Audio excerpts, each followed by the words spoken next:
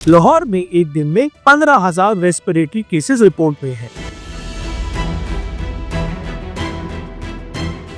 क्या आप भी बाय रोड पंजाब जाना चाह रहे हैं या पंजाब में रहते हैं लेकिन मोटरवे बंद होने की वजह से परेशान हैं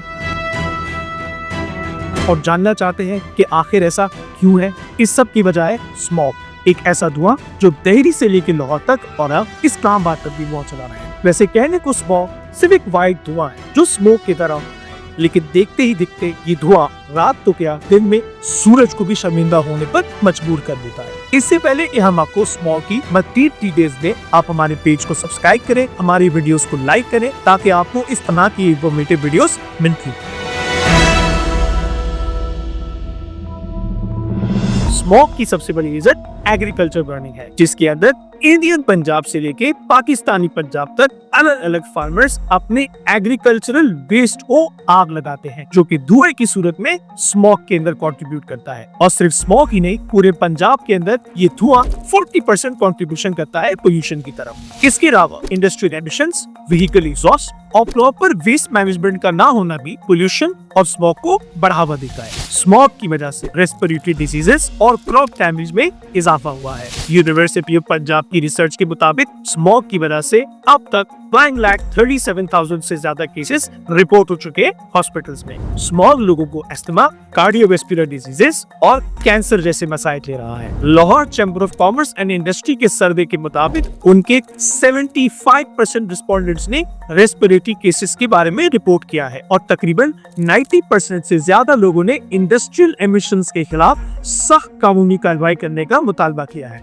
लाहौर का ज्योग्राफी और क्लाइमेट भी स्मॉग को बढ़ाने में मदद करता है। लाहौर के आसपास के इलाकों में मौसम के बदलाव की वजह से पॉल्यूटेंट्स हवा में ट्रैप हो जाते हैं और यही पॉल्यूटेंट्स हवा के साथ ट्रैवल करते करते लाहौर तक आ पहुंचते हैं और फिर यही पॉल्यूटेंट्स स्मॉग में कन्वर्ट हो जाते हैं। यही विंड पैटर्न इस स्मॉग को लाहौर से इस्लामाबाद ले जाती है। गाड़ी में डलने वाला फ्यूल हमारे फ्यूल टैंक से इंजन तक जाता है, जो कि कंबशन प्रोसेस के थ्रू साइलेंसर के जरिए हवा में एक धुआं छोड़ता है। इसी तरह पंजाब में चलने वाली दीगर फैक्ट्रीज की मशीनरी का भी धुआं हवा में छोड़ दिया जाता है। ये धुआं कार्बन मोनोऑक्साइड और नाइट्रोजन ऑक्साइड जैसे जहरीले केमिकल्स को हवा में छोड़ देता है और ये केमिकल्स पोल्यूशन में कंट्रीब्यूट करते हैं और यही एयर पोल्यूशन स्मॉग में कन्वर्ट होता है। स्मॉग सिर्फ हेल्थ प्रॉब्लम्स नहीं बल्कि इकोनॉमिक प्रॉब्लम्स भी क्रिएट कर रहा है। स्मॉग ने अब तक पंजाब के मल्टीपल बिजनेसेस को अफेक्ट किया है, जैसे कि ट्रांसपोर्टेशन और टूरिज्म। अब तक पंजाब के टोटल डैमेज्ड क्रॉप का 40% रीजन एयर पोल्यूशन